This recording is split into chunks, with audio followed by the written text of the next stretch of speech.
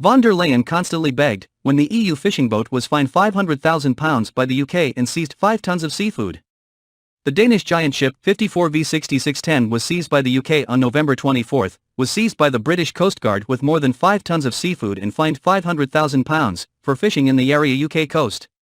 The ship and the 18 fishermen on board were released by the UK this morning after a brief conversation this morning between Ms von der Leyen and Mr. Rishi Sunak. After 3 days of detaining the ship and the fishermen for investigation, UK said the ship had deliberately fished in UK waters, not by mistake or straying.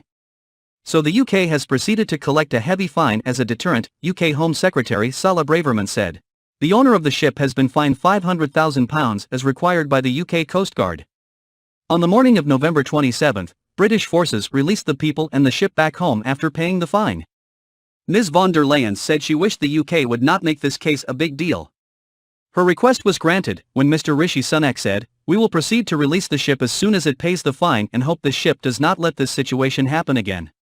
We will not broadcast this information to major TV channels like BCC to keep the solidarity between the UK and the EU at your request." Mr. Rishi Sunak continued, "But we ask you to have better management of fishing boats so that this situation does not happen again. If the next time these fishing boats are still violating, we will handle them seriously heavy." The exchange ended at 9:15 a.m. this morning, and the ship and its crew were released shortly after the telephone exchange between Mr. Sunak and Ms. von der Leyen ended. The UK has a big deterrent against the EU, after they violated UK territorial waters. This Danish ship was detained by the UK for 3 days after the process of investigation and agreement.